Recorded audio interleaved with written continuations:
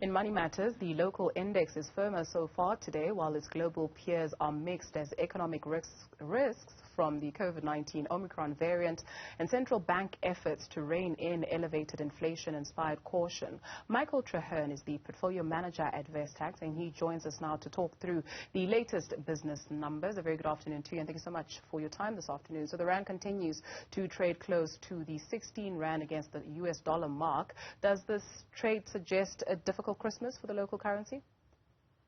Yeah, afternoon, Dudu. Rand at the moment at 16.10, so we have seen a bit of weakness since we were at 16 earlier this morning.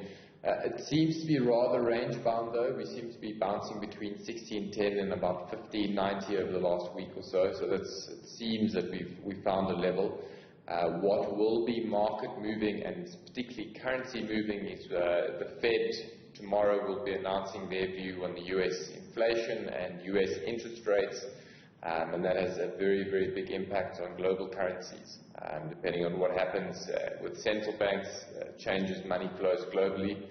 I think for South Africans, though, a weak currency means higher inflation, which means higher fuel prices, higher interest rates, which is not good. So let's hope we stabilize at the 16 rand to the dollar level. Not good at all. Add to that the Banks of Africa Economic Transactions Index for November indicating that the economy is still shrinking. Firstly, what does that track and what does this latest information mean?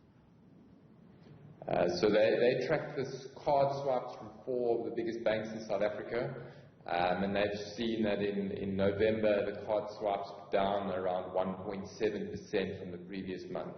And if people are spending or swiping their cards less, they're obviously spending less money. They note that the peak for the year was in August, and that was following the slump that we saw in July from all the protests.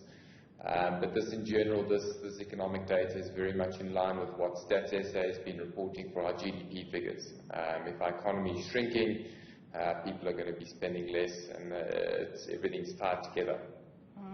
The FNB BER Consumer Confidence Index edged up slightly from -10 to -9 index points during the fourth quarter of 2021. Better numbers, but still confidence remains low. Why? I think it stems back to the previous question around the economy shrinking. People don't feel secure in the future if they feel that around them things are getting worse. It is worth noting at the height of COVID last year, that number was -33, so coming in at -9 now. It has been a gradual improvement from that low level, but people still feel very, very uncertain about the economic future.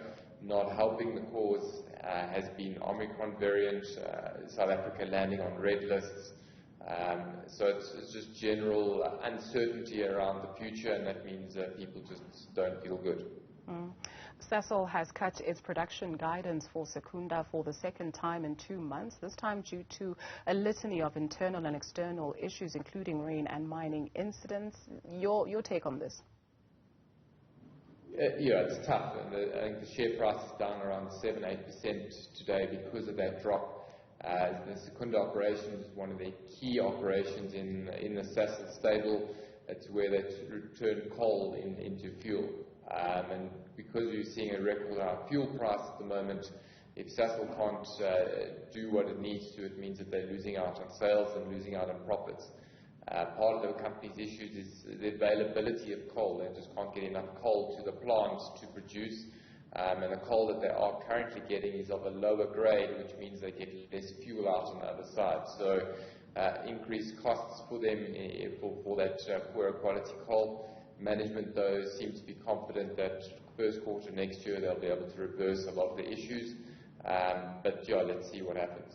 Michael, I'm curious. So a recommendation yesterday coming through from a South African panel that the country should gradually implement a basic income grant. What have you made of this news, and what will this mean essentially for the country? Sure. That's a very, very big question to unpack in a short amount of time. I think if you look at the benefits of a grant, they're definitely there. There's many South Africans that state grants as their only income, so we need those people to continue getting grants so that there's demand in the economy. Unfortunately, grants aren't for free. You need the money from somewhere. And either government needs to become more efficient, or you would need to raise taxes to fund that grant. I would say raising taxes is off the table because our tax rate is very, very high. Does government have the political will and stamina to become more efficient so that they can raise more money? I think that's where the question lies. Thank you for indulging me. Michael Treherne is the portfolio manager at Vestact. Thank you for your time this afternoon.